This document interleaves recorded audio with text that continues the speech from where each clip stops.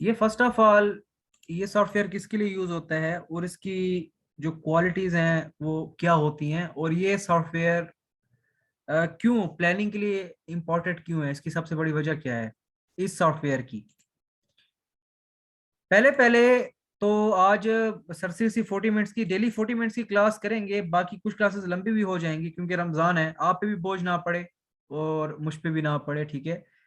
तो आराम से 40 मिनट्स की जो क्लास होगी वो डेली की क्लास होगी, ठीक है। तो पहले पहले प्राइमवीरा P6 क्या है और हम ये क्यों पढ़ते हैं, P6 हम क्यों पढ़ते हैं, इसकी वजह क्या होती है। प्राइमवीरा P6 में एक्चुअली हम एक पूरा जो प्रोजेक्ट होता है उसकी मैनेजमेंट पढ़ते हैं, ठीक है।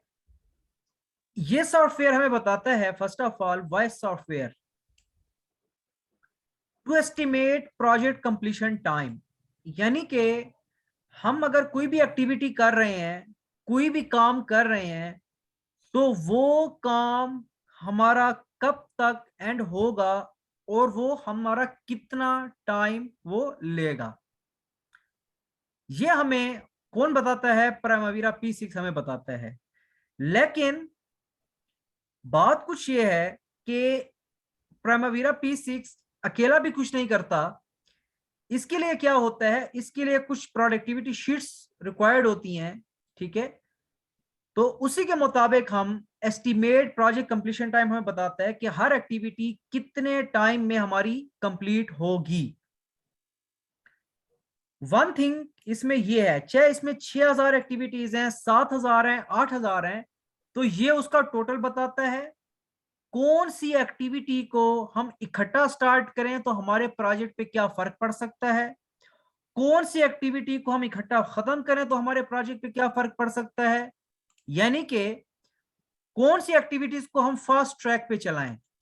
फास्ट ट्रैक का मतलब क्या होता है, फास्ट ट्रैक का मतलब प्राइमवीरा P6 में हमेशा होता है कि जब दो एक्टिविटीज पैरेलल चलती हैं, यानी स्टार्ट टू स्टार्ट, तो इसका मतलब क्या है कि हमारा प्रोजेक्ट ऑन फास्ट ट्रैक है। तो उसमें हमारा प्रोजेक्ट कंप्लीशन टाइम में क्या चेंजेस आ सकती हैं, कितना हमारा प्रोजेक्ट जल्दी खत्म हो सकता है, तो ये हमें P6 बताता है कंप्लीट प्रोजेक्ट कंप्लीशन टाइम करके। इसके बाद काइंडली म्यूट कर लें। अच्छा, इसके बाद हमारे पास क्या होता है, इसके बाद हमारे पास होता है टू एस्टिमेट प्रोजेक्ट बजट। ये हमें बताता है कि जो हमारा काम है, यानी कि आप जब भी प्रोजेक्ट कंप्लीशन टाइम ये हमें बता देता है, उसके बाद हम अपने बजट को एस्टिमेट करते हैं। बजट का मतलब क्या होता है कि ये अगर 7000 दिन हमारे पास हैं, तो हमें cement, sand, crush, steel, mixture machine, TM, extra expenses तो एक्सपेंस में आ जाते हैं, हमारी लेबर, हमारी मशीनरी, जितनी भी चीजें हैं, और जो हमारी मशीनरी इस 7000 एक्टिविटीज के अंदर यूज हो रही हैं, ये सॉफ्टवेयर ऑटोमेटिकली उसका पूरे का पूरा प्रोजेक्ट बजट हमें ये बता देता है। यानी कि ये जो कंप्लीशन टाइम है, इसमें हर एक्टिविटी के ऊपर कितना बजट हमारा लगा है और उसकी कैलकुलेशन कैसी है। तीसरी चीज इसमें क्या होती है, ये बताता है to find out the critical path and activities, यानी कौन कौन सी एक्टिविटीज हमारी क्रिटिकल में है और कौन कौन सी नॉन क्रिटिकल में है। दो चीजें होती हैं, सीपीएम और एक होता है नॉन सीपीएम। एक होता है सीपीएम, नॉन सीपीएम। अब ये सीपीएम कब आता है और नॉन सीपीएम कब आता है, तो ये चीज हमें बताता है प्राइमवीरा P6। इसी कुछ टेक्निक्स हैं, लॉन्गेस्ट फ्लोट पाथ है, वो इंशाल्लाह हम डिस्कस करेंगे जब हम अपना एक्टिविटीज को हम स्टार्ट करेंगे। इसके बाद to link resources and activities, यानी कि रिसोर्सेज और एक्टिविटीज को आपस में लिंक करना। लिंक में हम इंपॉर्टेंस पढ़ेंगे एसएस की, स्टार्ट टू स्टार्ट रिलेशन की, फिनिश टू फिनिश रिलेशन की, फिनिश टू स्टार्ट रिलेशन की, और एस टू एफ जो रिलेशन है यानी स्टार्ट टू फिनिश, ये हमारा रियलाइज प्रोजेक्ट में यूज नहीं होता। स्टार्ट टू स्टार्ट प्रोजेक्ट भी हमें बहुत कम यूज करने को मिलता है, ठीक है।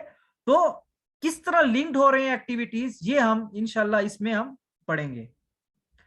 इसके बाद to monitor and visualize project performance, ये हमें बताता है कि ये जो एक्टिविटीज हम इसमें डालेंगे उसके बाद हमारा जो प्रोजेक्ट है उसकी परफॉर्मेंस कैसी चल रही है। आइदर कि वो प्रोजेक्ट हमारा प्लानिंग के मुताबिक चल रहा है तो उस पे क्या कास्ट आ रही है, कहीं पे प्लानिंग से बैक पे चल रहा है तो क्या कास्ट आ रही है। तो उस प्रोजेक्ट को विजुअलाइज करना कि फिजिकल जो हमारे लेबर काम कर रहे हैं उसके ऊपर हमारा कितना खर्चा आ रहा है, हमारा काम डिले हो गया तो हमारे ऊपर कितने पैसे पड़ गए हैं, उस चीज को ये मॉनिटर करने के लिए यूज होता है। To develop a sequence of activities in an order, simple सी बात है, एक्टिविटीज को ऑर्डर में सीक्वेंस करना। इसके बाद अलावा इंटरव्यू में भी एक क्वेश्चन पूछा जाता है कि अगर आप मीनवाइल आप एक्टिविटीज ऐड कर रहे हैं और बीच में आप एक्टिविटीज को ऐड करना भूल गए हैं तो क्या आप सारी एक्टिविटीज को डिलीट कर देंगे? नहीं करेंगे। एक ट्रिक है जिससे अगर आप कोई एक्टिविटी ऐड करना भूल गए हैं तो आप उसको ऑटोमेटिकली उसमें एडिशन आप कर सकते हैं। To break down the project in detail task, हम प्रोजेक्ट को डिटेल टास्क के अंदर इसमें ब्रेक करेंगे। To allocate best resources and track progress, ठीक है, ये हमें ये शो करता है कि हमारे पास जो रिसोर्सेज हैं बेस्ट रिसोर्सेज कौन सी हैं और उनकी प्रोग्रेस कैसे चल रही है, ये हमें फाइंड आउट करके देता है Primavera P6। To make material requirement planning, to fix a baseline target, ठीक है, इसमें हम इंशाल्लाह बेसलाइन हम अप्लाई करेंगे और बेसलाइन भी एक नहीं बल्कि तीनों की तीनों बेसलाइन, जिसमें हमें कहते हैं BL1, BL2 और BL3 बेसलाइन, यानी कि प्राइमरी बेसलाइन, सेकेंडरी बेसलाइन और टर्शरी बेसलाइन। ये बेसलाइन किसके लिए होती है और ये तीन बेसलाइन प्राइमरीरा P6 ने क्यों दिए हुए हैं, इसकी यूजेज क्या है, ये हमें प्राइमरीरा P6 बताता है। इसके बाद हम कैलकुलेट करेंगे to calculate earned value management, यानी कि जो हमारा बजट है वो कितने पैसों में कंप्लीट हो रहा है, यानी कि बजट एट कंप्लीशन क्या है, एस्टिमेट एट कंप्लीशन क्या है, एस्टिमेट टू कंप्लीट क्या है, कितने में हमारा खर्चा पूरा हो जाएगा, हमने लेबर को कितने पैसे दे दिए, अर्न वैल्यू हम कितना अर्न कर रहे हैं, कितना हमारे कास्ट में वेरिएंस आ रहा है और कितनी हमारी प्लानिंग में हम बिहाइंड हैं या अहेड हैं। तो ये चीज हम किस में पढ़ेंगे, ये चीज हम ईवीएम में पढ़ेंगे। और ईवीएम आपका जो काम करेगा वो हमेशा रिसोर्सेज के ऊपर काम करेगा। जो हम रिसोर्सेज अप्लाई करेंगे, जो उसको पैसे देंगे, तो वो पैसे कहां पे कंट्रोल करेंगे, वो पैसे हम ईवीएम के अंदर आके हम उसको इन डिटेल कंट्रोल करेंगे। इसके बाद हम ये पढ़ेंगे to to make delay analysis and calculate project profitability.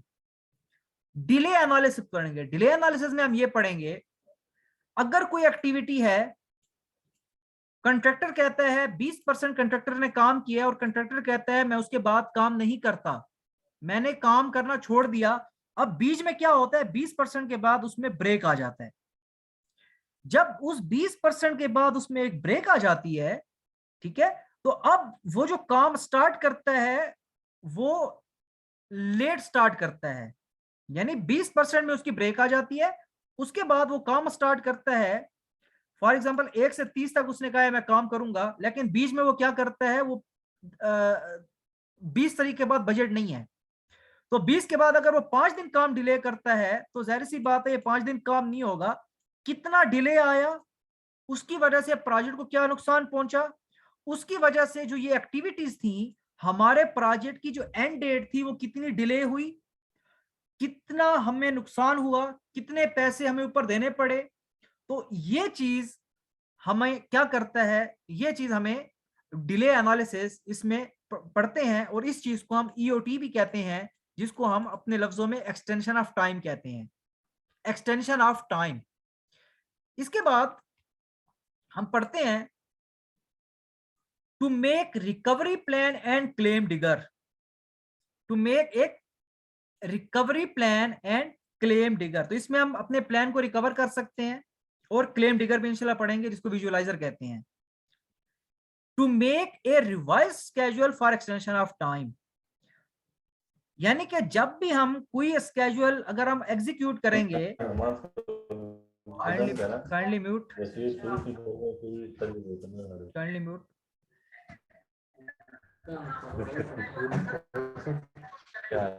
Nisar भाई काइंडली म्यूट कर लें।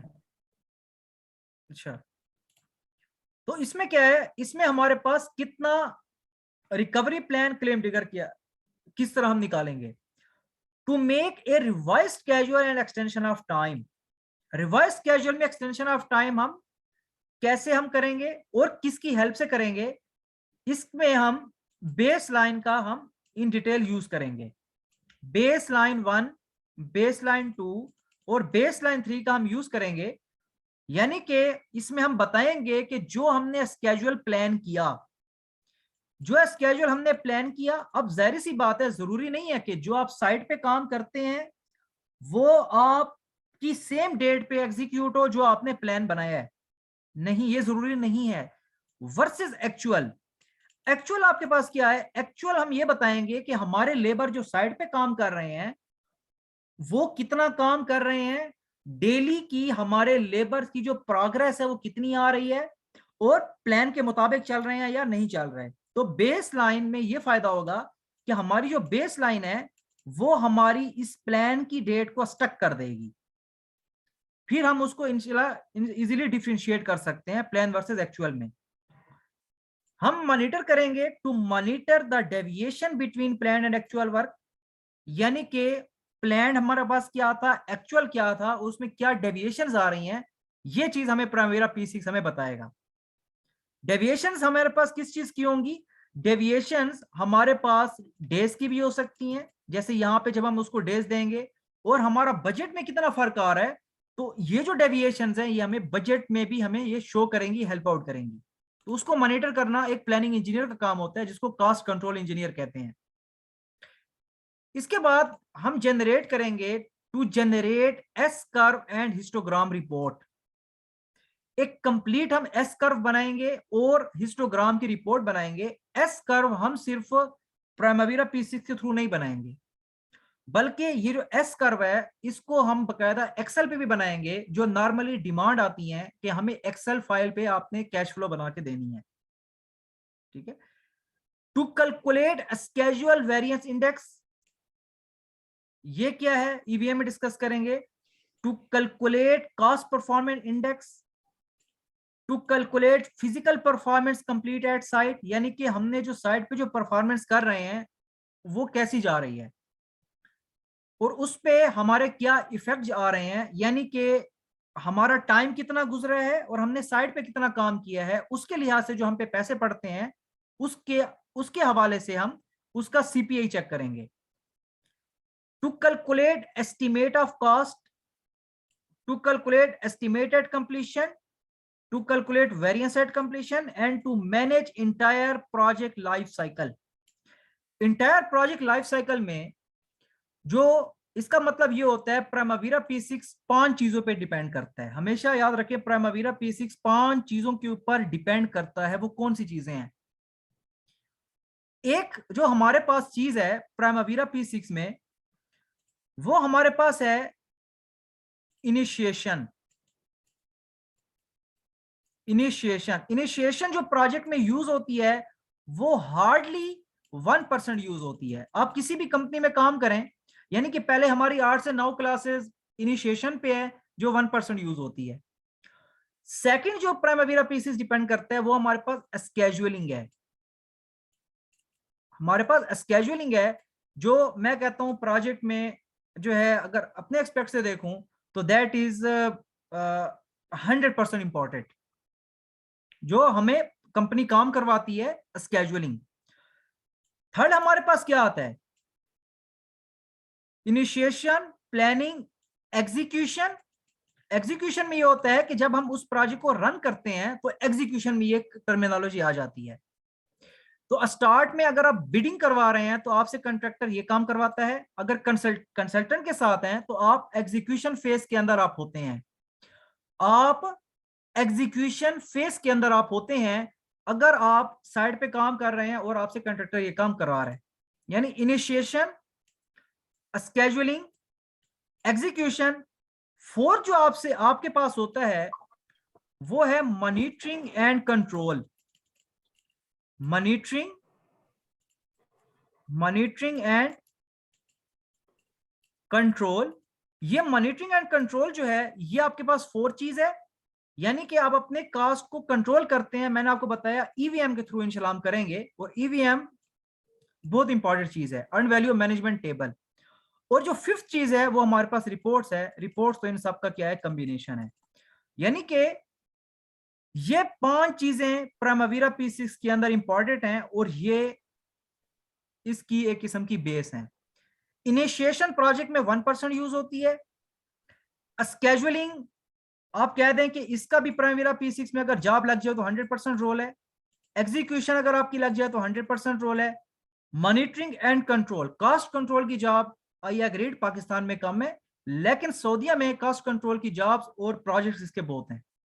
ठीक है, तो कास्ट कंट्रोल में भी आप 100% आउटपुट ले सकते हैं, और रिपोर्ट्स हैं, ये तो सबका आउटपुट है। ठीक है, इसके अलावा जो हम इसमें चीजें यूज करेंगे वो क्या हैं, यानी कि टूल्स हम कौन कौन से टूल्स इसमें यूज करेंगे।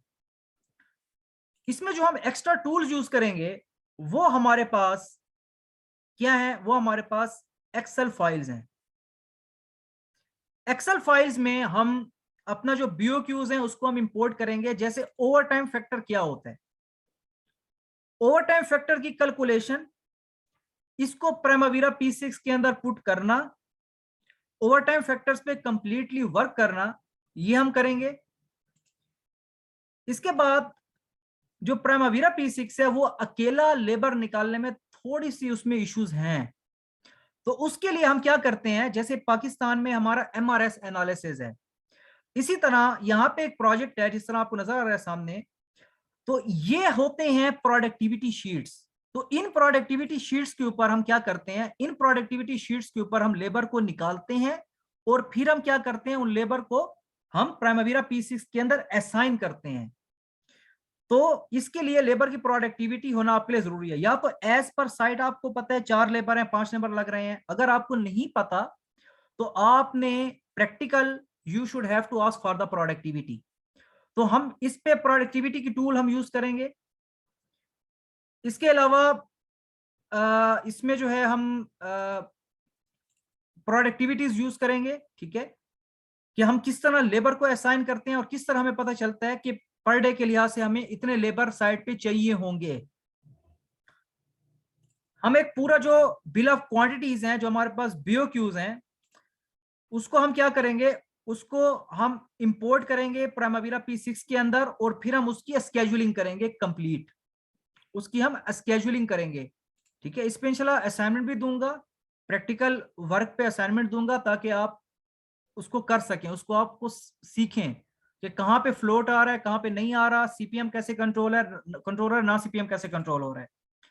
ठीक है, इसके बाद जो हम वर्क करेंगे, यानी कि कंप्लीट जो है वो हम जो है अपनी प्रोडक्टिविटी के ऊपर जो है वो हम इंशाल्लाह इस पे हम वर्क करेंगे। ठीक है, MRS एनालिसिस, जैसे यहाँ पे देखिए हमारे पास रेट एनालिसिस है, तो यहाँ पे हमें हर चीज अपने जो KPK में है उसमें हर चीज हमें बता दी। यानी अगर आप GI पाइप लगा रहे हैं तो 16.4000 RFT के लिए आपको 3 पर डे लेबर आपको जो है वो करने होंगे। तो इसमें इंटरपोलेशन करके P6 में कैसे पुट करना है और उसको कैसे यूज में लाना है, तो ये चीजें हम इसमें additional as a tool use करेंगे, जो हम इंपोर्ट करके इसमें हम ऐड करेंगे। इसके अलावा जो एक्सेल फाइल में हम ये यूज करेंगे कि आपकी जो S कर्व है, यानी कैश फ्लो कर्व है, जैसे कि ये डेटा जितना भी आपको यहाँ पे नजर आ रहा है, ये आप डेटा प्राइमवीरा P6 से लिया हुआ है। आप अपने जो आप लेबर असाइन करेंगे, ठीक है, तो आप उस लेबर से आप उसकी एस कर्व कैसे बनाएंगे। यहाँ पे ये वाली एस कर्व जैसे ओपन है, तो आप कैसे बताएंगे कि आपके जो एक्चुअल यूनिट्स हैं जो आपके लग चुके हैं वो कितने हैं, और आपके जो रिमेनिंग जो यूनिट्स हैं वो आपके कितने रह गए हैं। तो ये चीज भी हम इंशाल्लाह एंड में जब एक प्रोजेक्ट करेंगे, तो एंड में जब रिसोर्सेज असाइन करेंगे, तो रिसोर्सेज हमारी जितनी लग चुकी होंगी, जितनी रह गई होंगी, तो उसका ग्राफ इंशाल्लाह आप ऐसे बनता हुआ देखेंगे। तो ये चीज हम एट द एंड जो है ये हम कैश फ्लो को इन डिटेल बनाएंगे, ठीक है। कैसे बनाएंगे इंशाल्लाह इसका प्रोसेस हम क्लास में पढ़ेंगे जब हम अपना कोर्स जो है वो स्टार्ट करेंगे, ठीक है। तो इसमें ये जो टूल्स हैं ये एडिशनल टूल्स हैं, ये जो टूल्स आपको नजर आ रहे हैं that is additional tools then that of software, ठीक है। इस टूल्स के बगैर आप ये समझ लें कि ये सॉफ्टवेयर बिल्कुल अकेला है, इस सॉफ्टवेयर का कोई काम नहीं है, इस सॉफ्टवेयर को करने के लिए कोई काम नहीं है, ठीक है। तो इंशाल्लाह आप जब करेंगे तो इंशाल्लाह इतना होगा कि आप स्केड्यूल बनाना, सीपीएम कंट्रोल करना, जितनी भी एक्टिविटीज आपको गिवन है आप इंशाल्लाह इस पे ब्लाइंडली वर्कआउट कर सकेंगे इंशाल्लाह इंशाल्लाह, ठीक है। तो माइंड में रखें जो लोग बिल्कुल जिनने पहले सीखा हुआ है तो स्टार्ट में पहली 8 से 9 क्लासेस बिल्कुल बेसिक लेवल पे हैं, ठीक है, वो तो पता होगा सबको बिल्कुल। और बाकी जो उसके आगे हैं जितनी भी WBS से लेकर एक्टिविटीज और सारी जितनी भी हैं दैट इज जितने भी अभी हमने चीजें डिस्कस की हैं ये हमारी एक्टिविटीज से आगे की हैं, ठीक है। तो टच कर लेते हैं प्राइमवीरा P6 को, हम जो है वो टच कर लेते हैं। इसमें तो ये एक सेकंड,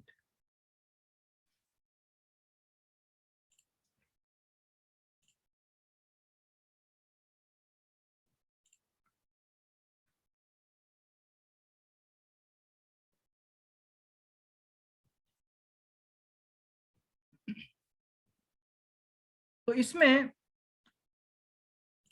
हमारे पास आप जब ओपन करेंगे अपने प्राइमवीरा P6 को, ठीक है, तो यहाँ पे आपको क्या नजर आएगा, यहाँ पे आपको पहले बिल्कुल एक ओपन स्क्रीन नजर आएगी, ठीक है। इसको हम कहते हैं गैंट चार्ट, और ये हमारे पास क्या होता है जहाँ पे हमारा EPS टेबल हमें गिवन होता है। तो फर्स्ट ऑफ ऑल आपने क्या करना है, अच्छा फर्स्ट ऑफ ऑल आपने क्या करना है, जो पहली पहली टर्मिनोलॉजी होती है उसको हम कहते हैं EPS। EPS हमारे पास क्या है, EPS कहते हैं इंटरप्राइज प्रोजेक्ट स्ट्रक्चर, यानी कि आप जब भी किसी कंपनी में काम कर रहे हैं, वर्कर एज ए काम कर रहे हैं, एज ए प्लानिंग इंजीनियर काम कर रहे हैं, तो आपको हमेशा पहले पहले जो चीज चाहिए होती है वो कंपनी होती है, कंपनी होती है, ठीक है। कंपनी को आप क्या करते हैं, आप पहले क्रिएट करते हैं। तो कंपनी को क्रिएट करने के लिए आप पहले पहले इंटरप्राइज पे जाएंगे, और इंटरप्राइज पे जाने के बाद आपको बिल्कुल ऑन टॉप नजर आ रहा है इंटरप्राइज प्रोजेक्ट स्ट्रक्चर, यानी कि आज इसकी जूम पे इसने क्या रिवर्स ज्वाइन करो, मैंने कहा शायद नहीं हो रहा, काइंडली म्यूट। अभी शाम। तो कहां पे आप इसको इंटरप्राइज करते हैं और कहां पे आप इसका इंटरप्राइज प्रोजेक्ट स्ट्रक्चर आप इसको इंटरप्राइज कर रहे हैं, यानी कौन सी कंपनी आपको प्रोजेक्ट दे रही है। आप इंटरप्राइज प्रोजेक्ट स्ट्रक्चर खोलें और यहां पे क्लिक करके आप इसको ऐड कर दें, सिंपल इज दैट, बहुत सिंपल तरीका है। ऐड करने के बाद आपके पास जो आपको यहाँ पे जो कंपनी नजर आई है ये बिल्कुल 2 डायमंड शेप आपको इस तरह नजर आए हैं यहाँ पे। अब इसका मतलब क्या है, ये जो कंपनी बनी है ये थोड़ी, ये देखिए इसके साथ लिंक्ड है। इसका मतलब क्या है कि आपकी इस कंपनी ने कॉन्ट्रैक्ट लिया और आगे इस कंपनी को दे दिया, इस कंपनी ने कॉन्ट्रैक्ट लिया आगे इस कंपनी को इसने सब दे दिया, अब इसका कोई काम नहीं है, ठीक है, आगे कॉन्ट्रैक्ट वो संभालेगी, ठीक है। लेकिन अगर आप कहते हैं नहीं ये मेरी कंपनी है और मैं इसमें खुद काम करूंगा, आप ये जो एरो बटन है, ये आपको जितने भी 4 बटन नजर आ रहे हैं, ये प्राइमवीरा P6 में आप शिफ्ट लेफ्ट, आप जहां भी प्रोजेक्ट को पोजीशन देना चाहते हैं वहां पे आप इसको दे सकते हैं।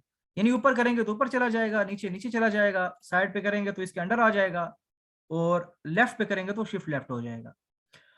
इसके बाद हमारे पास है EPS ID, ठीक है। आप यहाँ पे कंपनी का शॉर्ट टर्म लिख लें और यहाँ पे आप इसको कंपनी का आप शॉर्ट टर्म यहाँ पे इसका पूरा नाम लिख लें, प्रीमियम कंस्ट्रक्शन कंपनी और PVT LTD, ठीक है, प्राइवेट लिमिटेड। अच्छा इसके बाद आप जब कंपनी बना लेते हैं तो देखें यहाँ पे आपको कंपनी लिखी हुई नजर आ जाती है। साइड पे स्क्रीन पे अगर आप देखें, ये आपको कंपनी लिखी हुई नजर आ गई है। ये जो आप इस वक्त सामने व्यू देख रहे हैं, इस व्यू को हम क्या कहते हैं? इस व्यू को हम कहते हैं टेबल व्यू। ये हमारे पास टेबल व्यू है। अगर आप इसको चार्ट व्यू के अंदर देखना चाहते हैं तो डिस्प्ले ईपीएस में जाएं और यहां पे आप क्लिक करें चार्ट व्यू के ऊपर, तो चार्ट व्यू में आपको चार्ट व्यू नजर आ जाएगा, जो अभी आपके सामने क्या है, ओपन है। यानी कि चार्ट व्यू अभी आपके सामने ओपन है।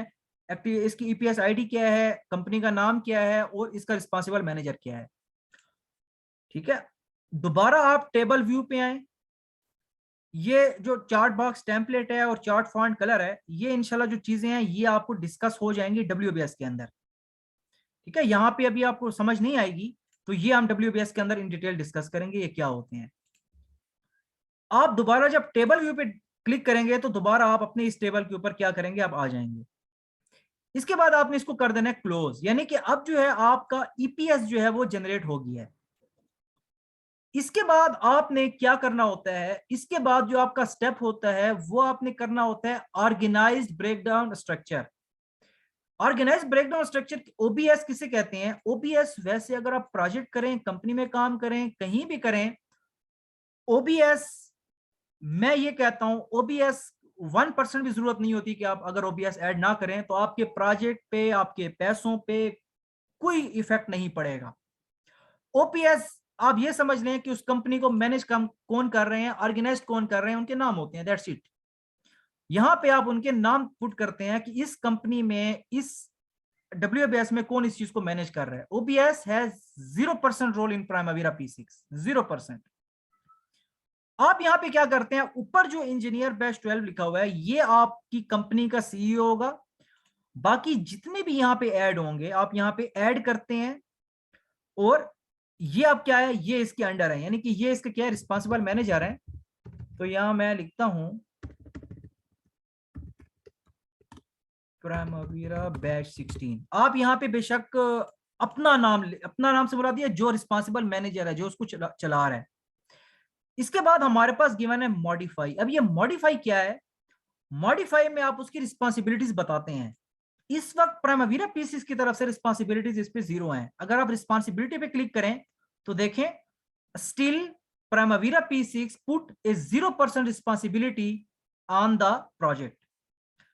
आप जनरल में जाएं, मॉडिफाई में जाएं, आप उसकी यहां रिस्पॉन्सिबिलिटी देखें, दैट ही विल, या कुछ भी आप लिख लें, he will responsible for managing the site. ठीक है, इस चीज को भी आप 1% समझ लें कि ये चीज प्रोजेक्ट में 1% है, बल्कि 0, ये चीज 0, लेकिन इसको आप सीखें। ठीक है, यानी कि ये जो प्राइमावीरा P6 बैच 16 है या इंजीनियर है, ये रिस्पॉन्सिबल है किस चीज का, ये इस साइट को संभालेगा। यहाँ पे आप डेट लिख लें। डेट लिखने के बाद आप इसको प्रिंट करें, और प्रिंट करने के बाद आप आगे इसको प्रिंट करके आगे आप जिसको भी साइन करवाने हैं आप वहां पे इसको आगे भेज दें, कोई मसला नहीं है। इसको आप कर देंगे क्लोज। अब क्लोज करने के बाद आपने कंपनी बना ली, आपने इसका रिस्पॉन्सिबल मैनेजर सीईओ बना दिया, अपना नाम लिख दिया, जिसका भी आपने लिख दिया, जो रिस्पॉन्सिबल मैनेजर है इसका। उसके बाद अब आपकी कंपनी बैठ गई है कि मुझे कोई प्रोजेक्ट मिले, कोई मुझे प्रोजेक्ट मिले। और प्रोजेक्ट आपको कोई भी मिले, यानी कि मैं ये नहीं कह रहा, एक होती है कंपनी, एक होता है प्रोजेक्ट। ये ईपीएस जो है ये कंपनी है। प्रोजेक्ट जो है वो आप जिस पे काम कर रहे हैं, चाहे आप हाईवे पे काम कर रहे हैं, चाहे मल्टी स्टोरी बिल्डिंग पे काम कर रहे हैं, वो आपका प्रोजेक्ट है। प्रोजेक्ट को ऐड करने के लिए आप यहां पे क्या करें, आप यहां पे आपको ऐड का ऑप्शन नजर आएगा, साइट पे ऐड करें, तो आपके पास एक नई विंडो ओपन हो जाएगी जिसको हमने नाम दिया सिलेक्ट ईपीएस। अब ये सिलेक्ट ईपीएस का मतलब क्या है? इसका मतलब यह है कि आप क्या चाहते हैं कि आप जो ईपीएस सिलेक्ट कर रहे हैं, आप जो नया प्रोजेक्ट ऐड कर रहे हैं, ये किसके अंडर है, कौन सी कंपनी के अंडर है? अरफात के अंडर है। ये मास्टर का प्रोजेक्ट है, इसको मुमताज ने लिया है, ये फ्रंटियर को अवार्ड हुआ है, नेस्पाक को, बेमसॉल प्रीमियम को अवार्ड हुआ है। तो मैं कहता हूं कि ये जो मेरा प्रोजेक्ट है ये प्रीमियम को अवार्ड हुआ है। तो आप यहां पे जिस ईपीएस पे क्लिक करेंगे आपका प्रोजेक्ट ऑटोमेटिकली उसी के अंडर आएगा। नेक्स्ट करें, आपके प्रोजेक्ट की आईडी क्या है और प्रोजेक्ट का नेम क्या है। ठीक है। अगर आप कोई भी, अगर आपके पास प्रोजेक्ट की आईडी है, जैसे मुझे यहाँ पे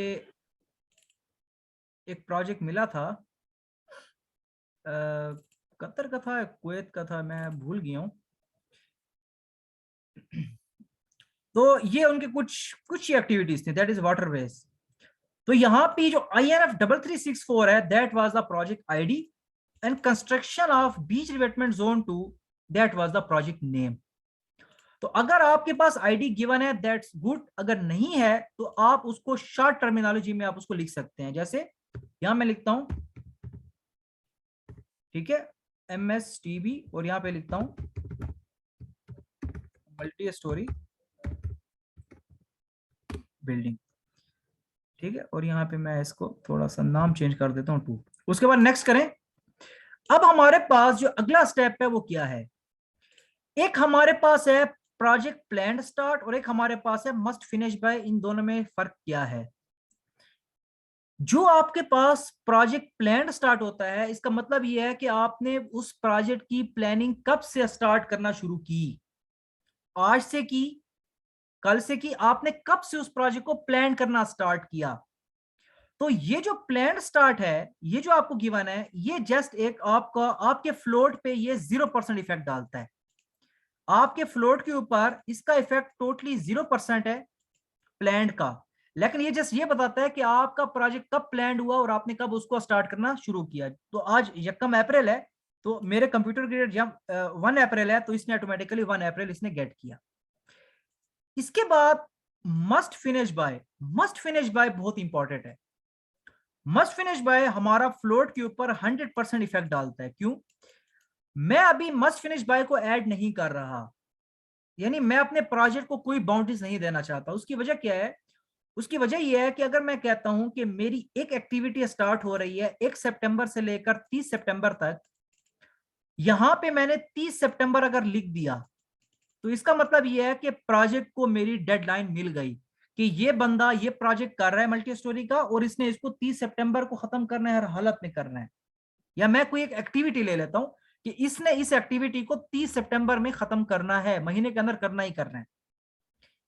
मेरा कॉन्ट्रैक्टर डिले कर लेता है प्रोजेक्ट को, जब डिले करता है तो उसमें ईओटी आ जाता है, टाइम एक्सटेंड हो जाता है, तो वो 30 को खत्म नहीं होगा, बल्कि वही प्रोजेक्ट हमारा 5 अक्टूबर को चला जाएगा, तो 5 दिन ऊपर चले गए। तो मुझे, अगर मैंने इसको मस्ट फिनिश बाय कर दिया, तो ये मुझे फ्लोट -5 दे देगा, और -5 आपका फ्लोट किसी सूरत भी एक्सेप्टेबल नहीं है। क्यों? क्योंकि आपकी डेडलाइन से ये चीज ऊपर चली जाती है। तो फिलहाल मैं मस्ट फिनिश बाय बिल्कुल नहीं दे रहा, ये मैं दूंगा जब हम एक्टिविटीज के अंदर स्केड्यूल बनाएंगे, तो उसमें जब मैं दूंगा तो आपको पता चल जाएगा कि मैंने अभी अपने प्रोजेक्ट को बाउंड्रीज क्यों नहीं दी। और मस्ट फिनिश बाय अगर आपने दे दिया, तो इसके लिए दूसरा इशू क्या है कि आपको सीपीएम और नॉन सीपीएम प्राइमवीरा पीसी खुद जो कैलकुलेट करता है, उसमें कैलकुलेशन में थोड़ा सा आपको टफनेस आ जाएगी। जो प्राइमवीरा पीसी खुद बताता है, दैट्स गुड। उसके बाद आप नेक्स्ट करें, रिस्पॉन्सिबल मैनेजर कौन है, ये जो प्रोजेक्ट है इसको कौन देखेगा। मैं कहता हूं, यहां पे क्लिक करता हूं, मैं कहता हूं ये देखेगा, जो भी नाम होगा, जो भी इस प्रोजेक्ट को देख रहा है। नेक्स्ट करें। अब हमारे पास रेट्स हैं, रेट्स, तो रेट्स भी आपके ऊपर ही डिपेंडेंट है, आप रिसोर्सेज को कितने पैसे दे रहे हैं। मेरी बात याद रखें, आप रिसोर्सेज को कितने पैसे दे रहे हैं। जो रिसोर्सेज होती हैं, मेन चीज वही होती है, जो रिसोर्सेज होते हैं, आप अगर उसको एक्सटर्नल रेट, एक्सटर्नल रेट का मतलब क्या है, अगर बाहर का प्रोजेक्ट है, यहाँ पे चल रहा है, तो आप उसको डॉलर में पैसे देंगे। इंटरनल रेट यानी कि जो वहां पे आपका 3200 रुपया स्क्वायर फुट है, 3500 रुपया स्क्वायर फुट है, अगर आप उसको उसमें दे रहे हैं तो उसमें चलेंगे। प्राइस पर यूनिट, अगर आप उसको जो है बता रहे हैं कि मैं पर स्क्वायर फुट इतने पैसे लूंगा, तो आप उस पर चलेंगे। और स्टैंडर्ड का मतलब क्या है, जो चल रहा है, जो चल रहा है। तो नॉर्मली हम काम करते हैं स्टैंडर्ड के ऊपर, बेशक यह एक्सटर्नल लिख लें। अगर आप यहाँ एक्सटर्नल लिखेंगे और अपने लेबर को पैसे देंगे स्टैंडर्ड के, तो फिर प्राइमवीरा P6 इस नाम पे बिल्कुल डिपेंड नहीं करेगा। क्यों? क्योंकि स्टैंडर्ड हो या एक्सटर्नल हो, प्राइमवीरा P6 ने जो कैलकुलेशन करनी है वो आपकी रिसोर्स बेस के ऊपर ही करनी है। तो ये स्टैंडर्ड, स्टैंडर्ड इसको रखें, इसके बारे में परेशान नहीं होना, इसको स्टैंडर्ड ही रखें। बेशक यूरोप का प्रोजेक्ट हो, अमेरिका का हो, कहीं भी आप काम करें, इसको स्टैंडर्ड रखें। यानी आप उसके स्टैंडर्ड रेट पे काम कर रहे हैं। नेक्स्ट कर लें, आपका प्रोजेक्ट बन गया और इसको आप फिनिश कर लें। फिनिश करने के बाद यहां पे आपके पास एक मल्टी स्टोरी बिल्डिंग जो है ये आपके पास बन चुका है, ठीक है। तो ये आपके पास एक प्रोजेक्ट आपके पास बन चुका है जिसको मल्टी स्टोरी बिल्डिंग हमने कहा है। अब इसके अंदर क्या होता है, आप जब WPS ओपन करें तो यहां पे हमारे पास क्या है, फर्स्ट ऑफ ऑल यहां पे देखें दो प्रोजेक्ट हमें शो हो रहे हैं। एक शो हो रहा है सब स्ट्रक्चर, सुपर स्ट्रक्चर और फिनिशिंग, और एक शो हो रहा है मल्टी स्टोरी बिल्डिंग, यानी दो प्रोजेक्ट हमें शो हो रहे हैं। हम कहते हैं नहीं, जाहिर सी बात है इसकी भी एक्टिविटीज हमें शो होंगी, इसकी भी एक्टिविटीज हमें शो होंगी, और अपने प्रोजेक्ट की भी एक्टिविटीज शो होंगी, जिसकी वजह से जो डिस्टरबेंस है वो क्रिएट होगी। तो इसके लिए Primavera P6 ने हमें दो ऑप्शंस दिए हैं। फाइल में जाएं, एक है हमारे पास ओपन प्रोजेक्ट और एक है हमारे पास क्लोज ऑल। अगर आप इस फाइल को देखें तो ये फाइल ओपन है, अगर आप इस फाइल को देखें ये फाइल भी ओपन है। इसका मतलब क्या है कि ये दोनों प्रोजेक्ट इस वक्त ओपन है और एक्टिव हैं। हम अपने प्रोजेक्ट में काम करने के लिए हम फाइल में जाते हैं और बाकी जितने भी प्रोजेक्ट्स हैं उनको हम बिल्कुल क्लोज कर देते हैं। क्लोज क्यों करते हैं, ताकि हम बिल्कुल सिर्फ अपना जो प्रोजेक्ट है सिर्फ उस पर काम कर सकें, बाकी हमें बिल्कुल डिस्टर्ब ना करें। बाकी आप एरो इस पे ले आते हैं तो आपको ये वाला एक मिरर का ऑप्शन शो होता है। तो मिरर के ऑप्शन से आप इसको पकड़ के राइट भी कर सकते हैं, लेफ्ट भी कर सकते हैं। ऊपर करते हैं तो आपको एक हाथ शो होता है, तो इस हाथ से क्लिक करके आप इसको डेट को आगे पीछे आप कर सकते हैं, ठीक है, इस तरह और इस तरह। अच्छा, अब हमारे पास क्या है, ये प्रोजेक्ट हमारे पास क्लोज हो गए। अब हम जिस प्रोजेक्ट पे काम करना चाहते हैं हम सिर्फ उसी को ओपन करेंगे। राइट क्लिक करते हैं और यहां पे हम क्या करते हैं, ओपन प्रोजेक्ट। जब हम प्रोजेक्ट को ओपन करते हैं तो अब जब WPS में जाएंगे तो देखें अब हमें सिर्फ अपना ही प्रोजेक्ट नजर आ रहा है, बाकी कोई प्रोजेक्ट भी हमें इस वक्त स्क्रीन के ऊपर नजर नहीं आ रहा। अब प्रोजेक्ट्स में जाएं, यहाँ पे जनरल में आए और जनरल में पहले पहले हमारे पास प्रोजेक्ट आईडी है और मल्टी स्टोरी बिल्डिंग है। अगर आपसे नेम गलत हो गया है, चेंजेस करनी है, तो आप इसको यहाँ पे चेंज कर सकते हैं। क्लास में बिल्कुल 1 मिनट रह गया, मैं लिंक दोबारा सेंड कर देता हूँ, ठीक है, लिंक दोबारा सेंड कर देता हूँ।